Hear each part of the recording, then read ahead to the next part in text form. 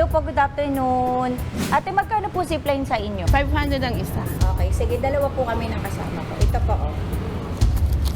Ma'am, pirma muna kayo ng waiver. Nakasaad dyan na kahit anong mangyari sa inyong aksidente o injury, walang pananagutan ng management namin.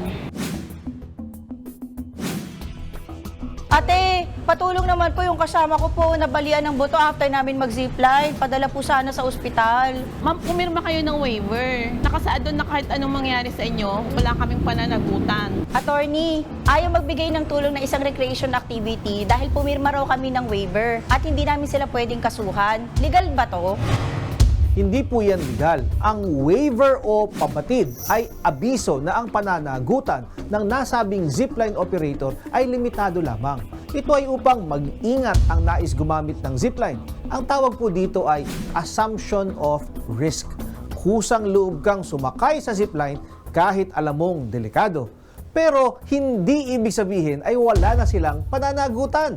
Ayon sa Article 6 ng Civil Code, pwedeng mag-waiver, pero hindi ito magiging valid kung ito ay labag sa batas o contrary to law, public order, public policy, or good customs. O kung ang napinsala ay isang minor de edad at wala sa tamang pag-iisip o hindi nauunawaan ang nasabing waiver. Maaaring idulog ang kaso diretso sa korte at kayo ay maaaring humingi ng damages para sa perwisyong inyong natamo. Dapat tandaan na ang waiver ay hindi ticket para mawala ng pananagutan ang nagpapirma nito.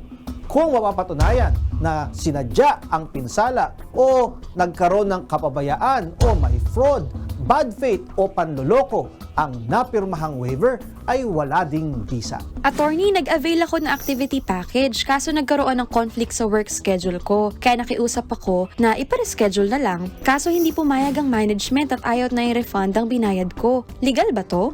Hindi po yan legal. Kung hindi pwedeng i-reschedule, dapat ay ibalik o i-refund ang bayad dahil wala ka namang nakuhang serbisyo o produkto. Ayon sa Article 22 ng Civil Code, labag sa batas ang hindi pag-refund, gayong wala namang naibigay na produkto o serbisyo. Ang tawag dito ay unjust enrichment at bawal po ito sa ating batas. Maaari po kayong dumulog diretso na po sa korte upang hingin na ibalik ang inyong pera na ibigay o danyos perwisyo sa pinsalang inyong natamo. Kung kayo po ay may nais ikonsulta sa inyong lingkod, i-follow lang ang Facebook page ng Good Morning Kapatid. Mangyaring i-private message po ninyo sa akin ang inyong mga katanungan. Maraming salamat.